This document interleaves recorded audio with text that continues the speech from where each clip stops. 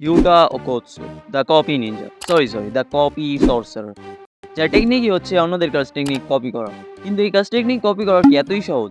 আর এর লিমিটেশন কি? সেসব নিয়ে কথা বলবো আজকে এই ভিডিওতে। সো বেশি দেরি না করে লেটস বিগিন দ্য ভিডিও। ইউটোর কাছে যে শুধু কপি টেকনিক আছে তা কিন্তু না। ইউটোর কাছে আছে স্পিড পজিশন মানে রিকা আরকি। কিন্তু এখনো প্রশ্ন হচ্ছে রিকা তো চলে গিয়েছিল জেজেকে 0 মুভিতে।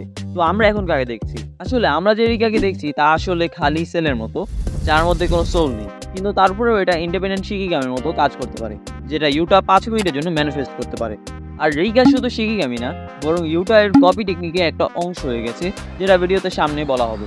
তো ইউটা কাকাশির মতো জাস্ট দেখেই কপি করতে পারে না, তার জন্য ওই কাজ টেকনিক ইউজারের কোনো বডি পার্ট অথবা ডিএনএ স্যাম্পল খেতে হয়। হ্যাঁ, খেতে হয়।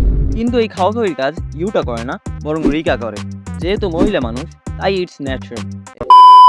এর কারণ হচ্ছে রিকা ইউটার কাজ টেকনিক একটা পার্ট হয়ে গেছে, যেটা আমি বলেছিলাম।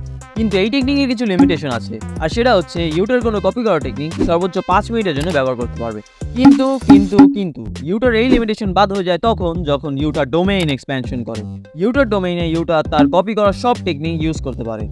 আর শুধু তাই না, ইউটা তার ডোমেইনের শিওরিটির জন্য তার কপি করা যে কোনো টেকনিক চুজ করতে পারবে, যেমনটা ইউটা করেছিল সুকুনার এগেইনস্টে এঞ্জেলের কাজ টেকনিক ইউজ করে। আর এই ছিল ইউটার কপি টেকনিকের এক্সপ্লেনেশন।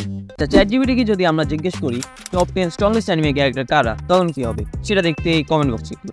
তো ভিডিও ভালো লাগলে লাইক করবে, চ্যানেল ভালো লাগলে সাবস্ক্রাইব ফলো সব করে রাখবে। আর দেখা হচ্ছে নতুন কোনো ভিডিওতে, অ্যান্ড গুড বাই।